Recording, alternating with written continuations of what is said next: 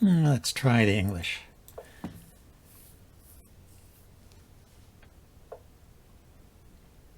Oh, the Dutch, huh? The Dutch against the English.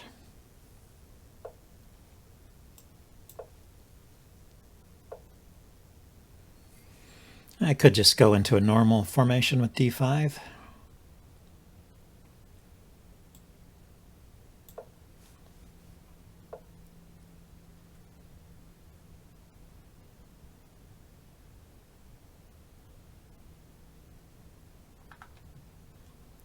Oops. Okay, but I'm going to play something different. So this allows this bishop to come out, the knight. Yeah, I think I want to bring the knight out first. Stop him from playing the immediate e5. Oh, he can build up to it with d6 and e5. I'm going to go with bishop to g5. This is the move I have planned. Yeah, especially now that there's a pin. The knights can be more valuable than bishops in closed structures like this. So if he kicks my bishop, I'm just going to take that knight.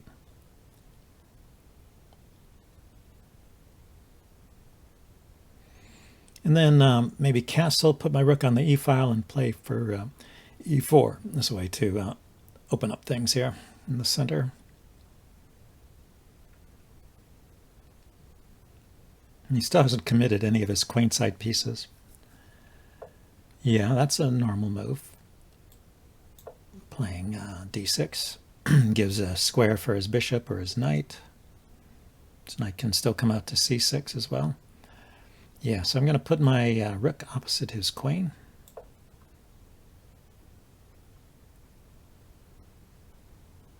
I was going to put the rook on the e-file anyway, as I mentioned.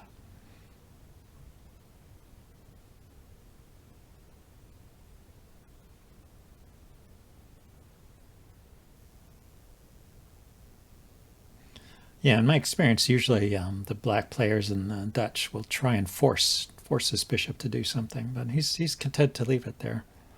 It's doing a useful job controlling this square, so this pawn push doesn't come with any threat at the moment.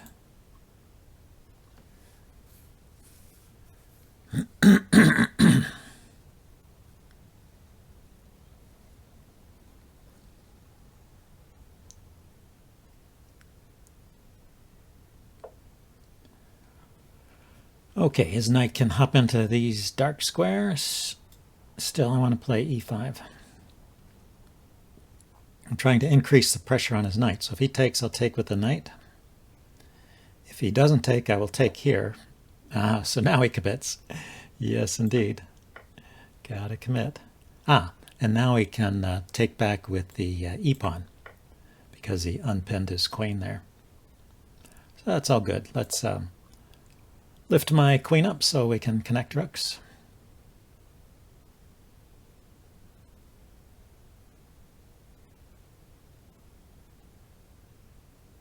I think I'd like to double my rooks on the e-file.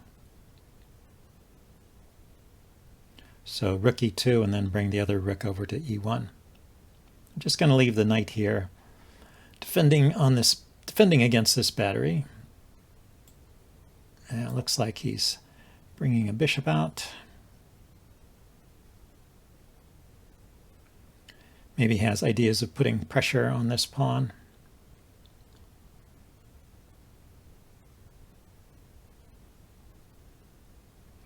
Well, there was an idea, I guess. Pawn here, I take with the knight.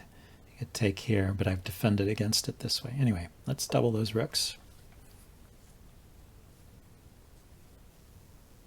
So now I can move my knight out of the way and move the b pawn forward.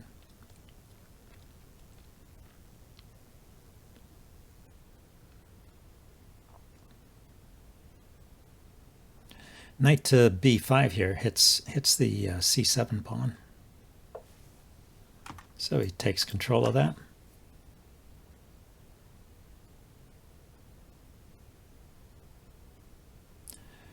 Okay, how about this knight?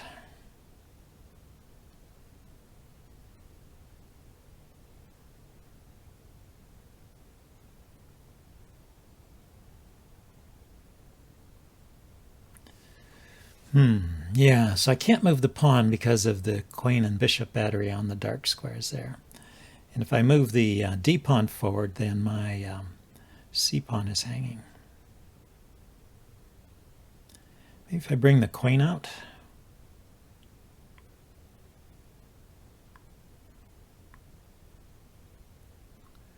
Can push that pawn forward.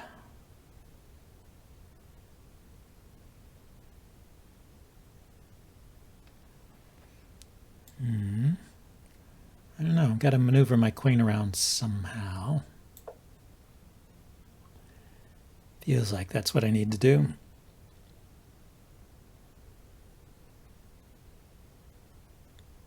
Maybe put it on the b file here, looking at his b7 pawn.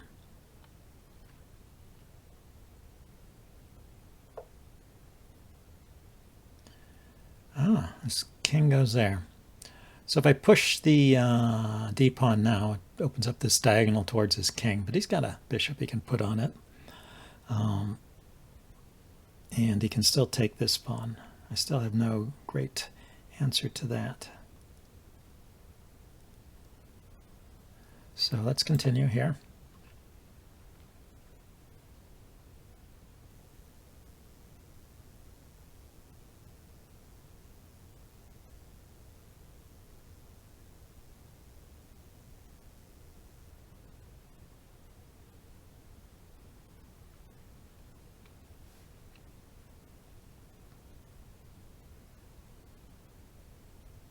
He does have me kind of tied down. He's managed to take away the natural squares for my knights to come forward. Ah, so he went there.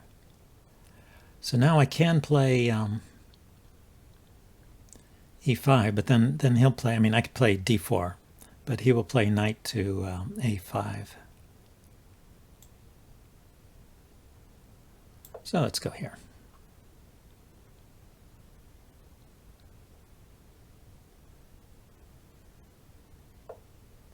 Ah, he just wants to trade. That's good. I was kind of waiting for that. And bring the queen back. Got to defend the pawn here. And without the knight, the rook can penetrate to... that's why I didn't defend with the rook here or anything. The rook can penetrate to the second rank here. So he brought his bishop up. So now I can move my knight to kick the queen, right?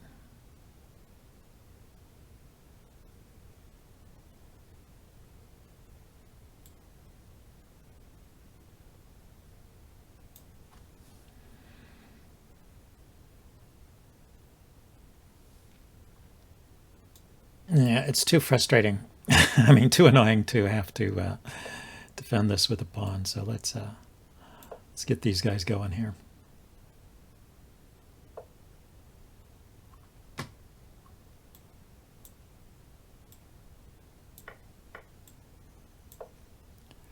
There we go. Now my knight is free to relocate.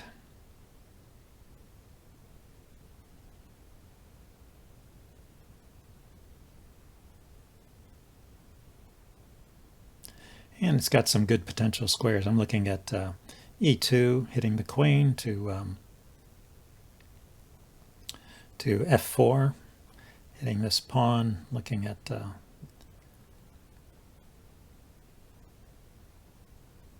e6 there.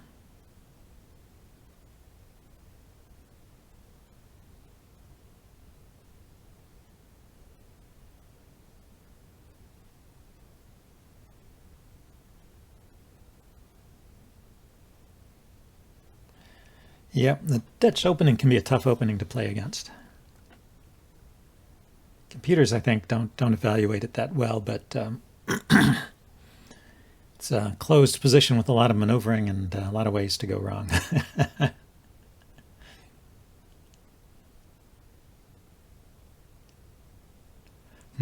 He's burning up his time, though. Yeah, so he goes there.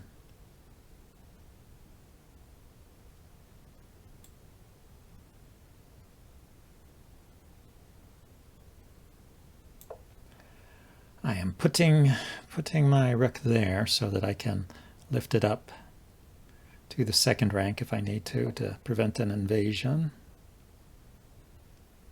Now I want to move my knight out of the way, but maybe I've got another path into the game here.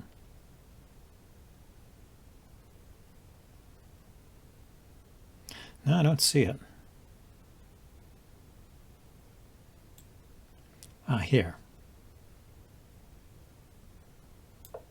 With the bishop there, the knight can go to e2.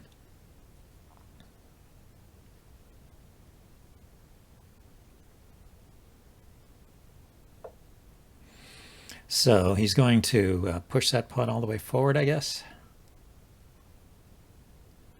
Let's push this one forward too.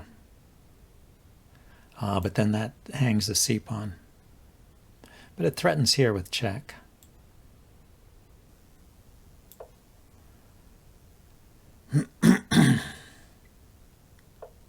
Yeah, so he defended. Now we will step out of the way.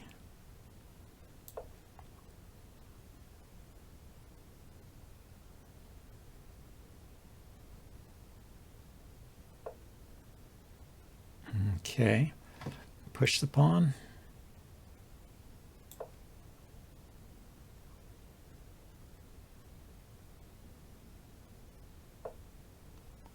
Ah, so he's giving me a passed pawn here. That's nice of him. Push. And I'm kind of threatening this guy, not right away. Should I move my knight first? Let's do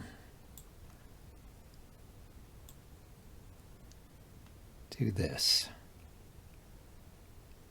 Or is that good? Let's drop the bishop back. Puts the queen in front.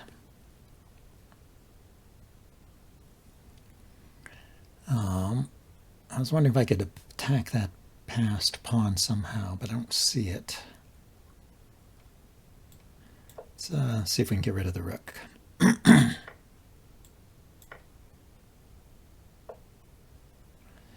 Okay, he's got pressure on this pawn.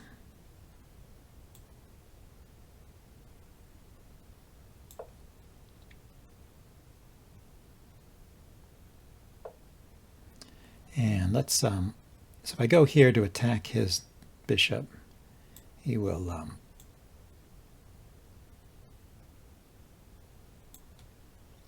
I see. He got a, okay, I can step aside here.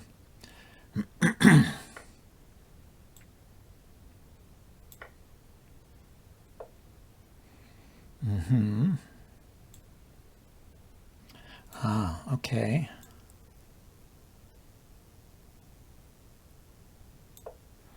See if he's got something here.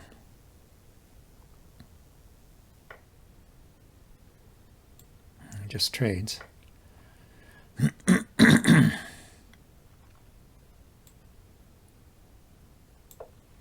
Maybe he's just going for a perpetual of some kind. Oh, he goes for the endgame. The endgame's not good for him.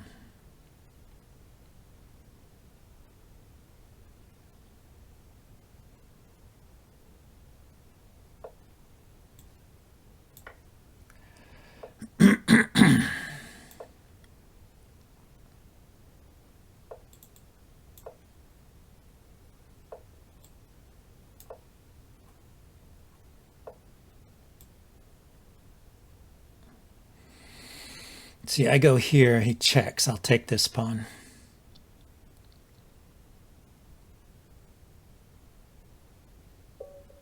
He gave up. All right. Well, that was an interesting game.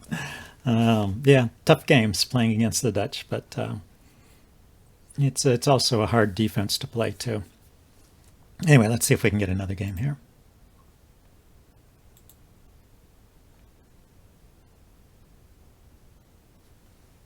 Get a rapid game here. Let's go with e4 this time.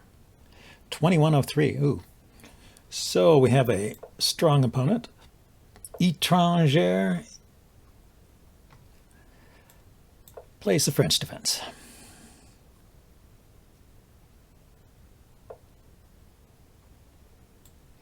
Okay, this is the classical variation. That's a line. It's a funny line. So you kick the knight. He kicks the bishop. You come back here and defend.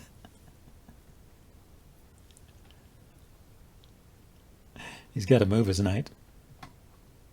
That's how the line goes. I didn't make this up. And you take with a pawn to shore up your center here. And he can, he can get the bishop back here. And he does. But you're set up for a attack on the king side here, just with slightly reduced force.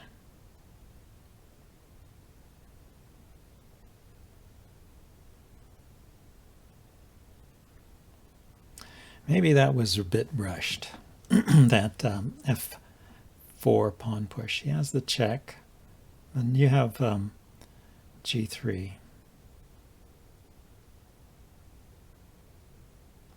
If he pushes, you're kind of welcoming that because it'll lock up the center and make the king side attack easier. So normally they either keep the tension there or they take. Keeping the tension and adding more fire to it would be, playing a move like knight here. Knight to C6. Add pressure. I would respond with knight to F3.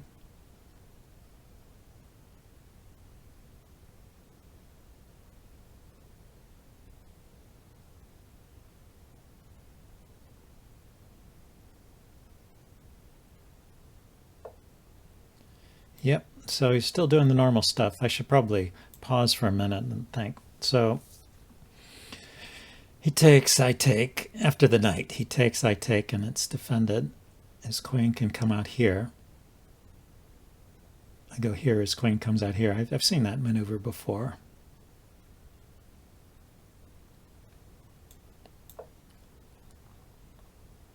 But the knight defends the queen there too. So the idea is just to get castled and start pushing pawns here. Open up that king side using the rook on the F file. There's also an open B file to take advantage of.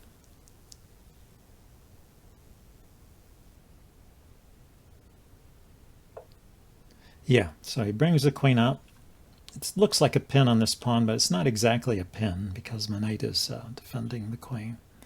So how does this work? Pawn takes, queen takes, knight takes, and then knight takes pawn. Is that the idea?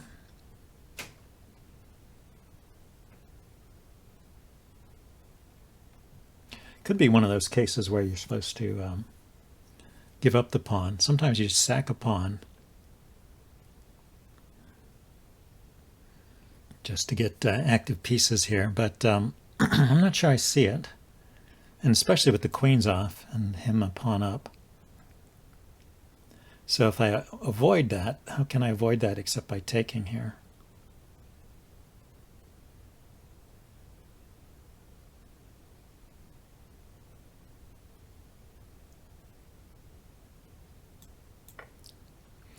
Yeah, then he takes with the queen and stops me from castling.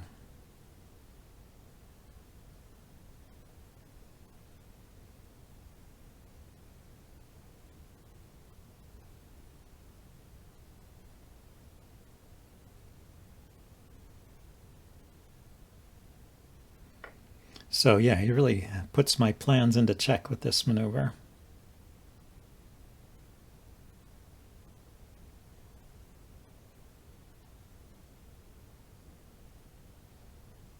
Let's put the rook on the B file.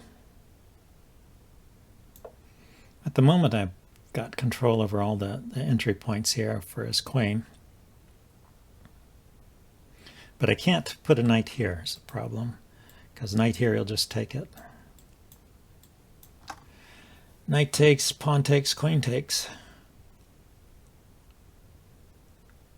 Ah, no, I have the bishop moving with check, so I could have played knight there.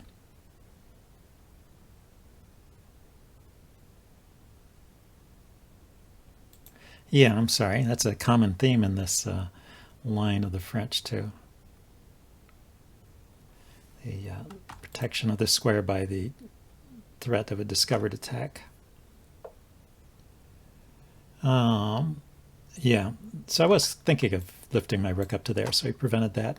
So should I go ahead with knight to e5? This is kind of critical. Knight d4, rather. Knight d4. He can't take it. Well, he can take it. He can take, and I take back, but then he has to move the queen, and then at least I can get castled.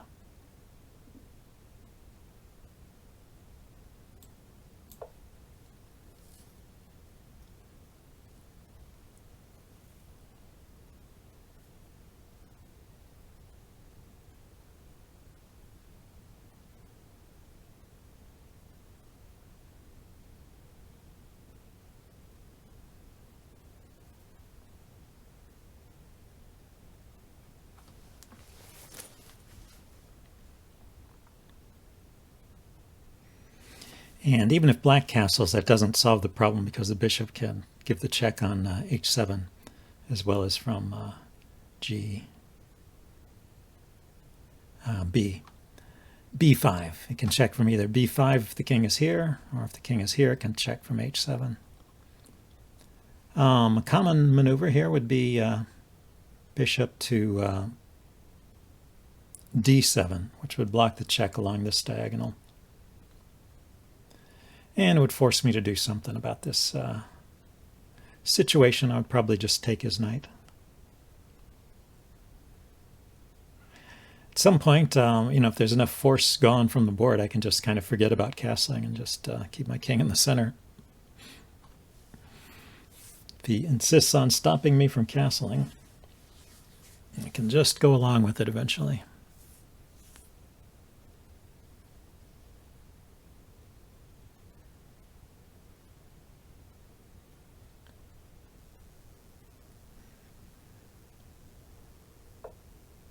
Yeah, he castles, so I'll go ahead and castle too then.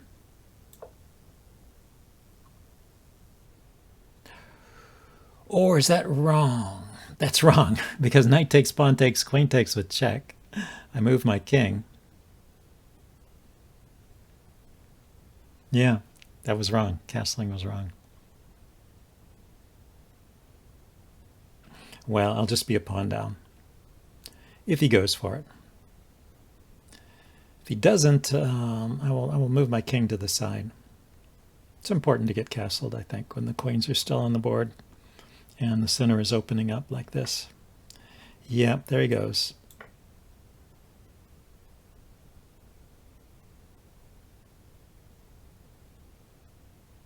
After I move my king, he'll have to move his queen, but he's got time.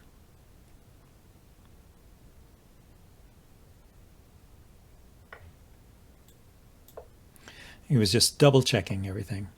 Yep, there he goes. So he saved that. So let's push on immediately. Pawn there, pawn takes, bishop takes. Bishop takes, rook takes.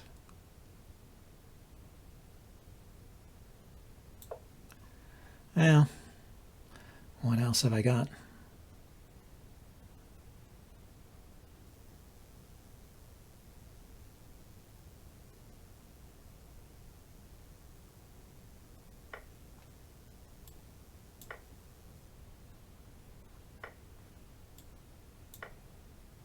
So I can double rooks there. And maybe try and threaten to push this pawn to e6. There's something like that going on.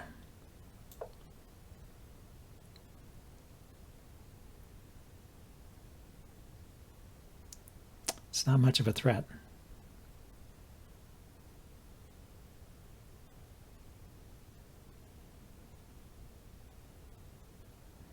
Maybe if the queen were here, it'd be more of a threat. Queen to e2, maybe?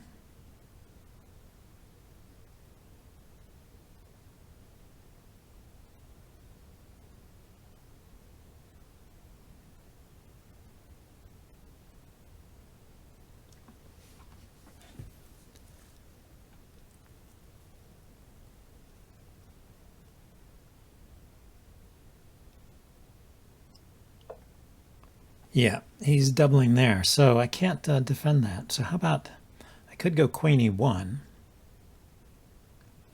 See, if he takes here, it'll be threatening a trade. So queen e2, he takes, I push, he just trades, he takes my queen. So I want to go somewhere. Now, option B would be to defend the queen. I mean, defend the pawn.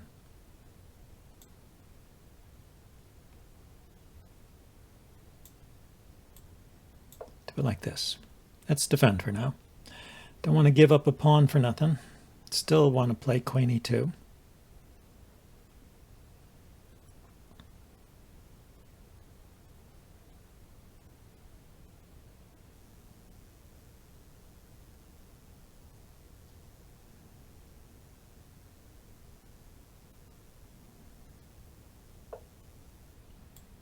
So let's step out of the way like this.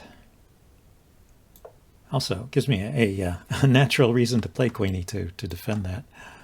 Maybe he's going to bring his rook over.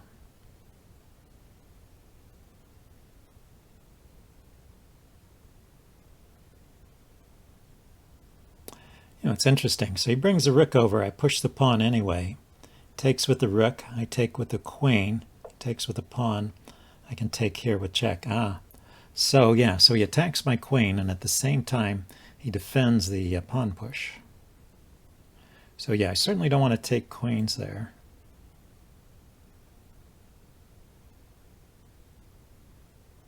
I mean, I certainly don't want to allow the trade of queens there.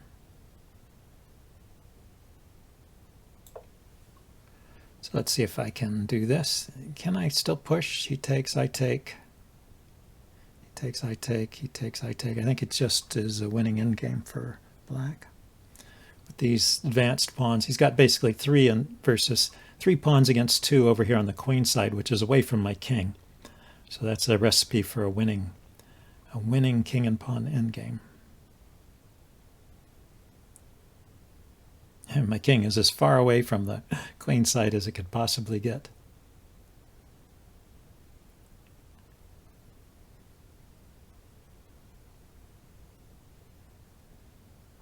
Pawn takes, rook takes, rook takes, rook takes, king there. And then I have a check somewhere.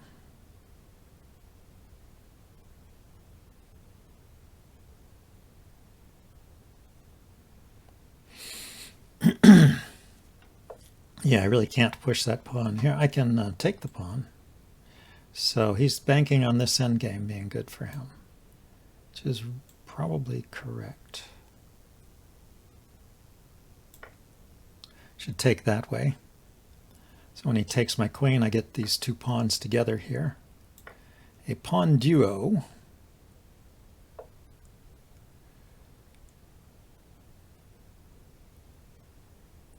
Here.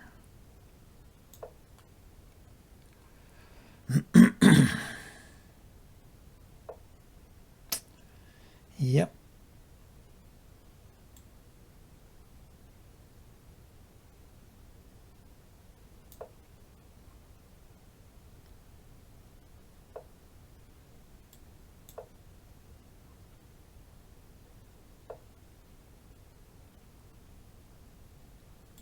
So let's bring my king into the game.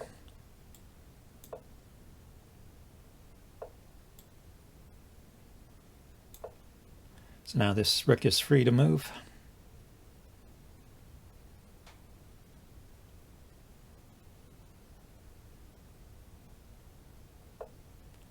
Yep, so he switches there. Can play the check here. Let's attack this pawn.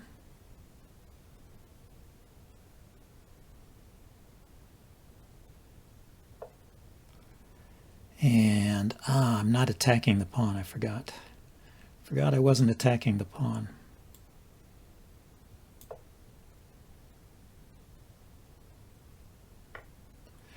Yeah, that was a bad play by me. Okay, let's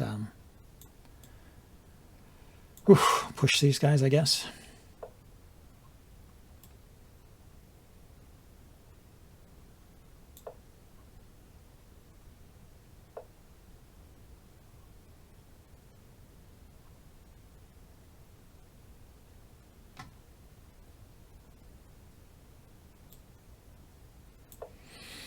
Yeah, I don't know what's going on here, but it's not good. I have no idea if I can stop these, but probably not.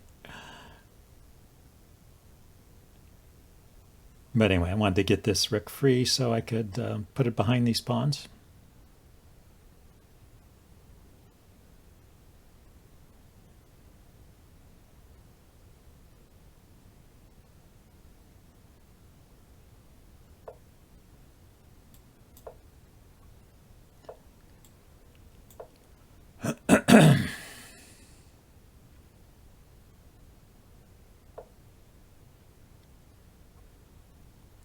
Jeez, he wants more pawns. This guy is greedy. Oh, he just wants to mate me.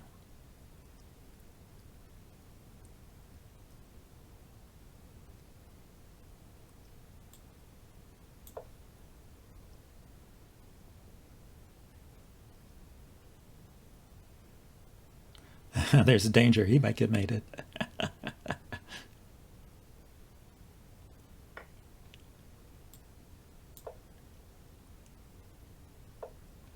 Yeah, he gets all my pawns, but he doesn't mate me. Okay, so I want to get the rook behind the pawn, and I do.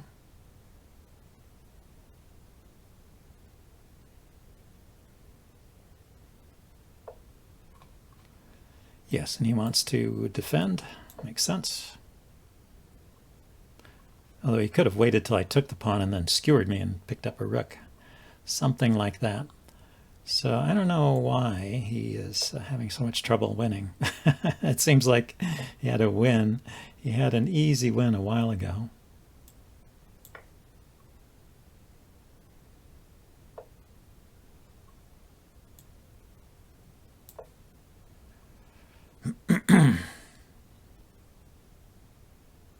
Is he used to his opponents just resigning?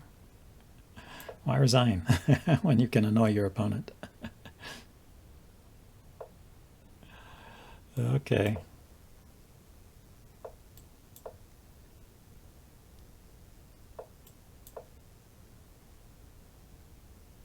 I'm getting that pawn. I'm still losing, but I am getting that pawn.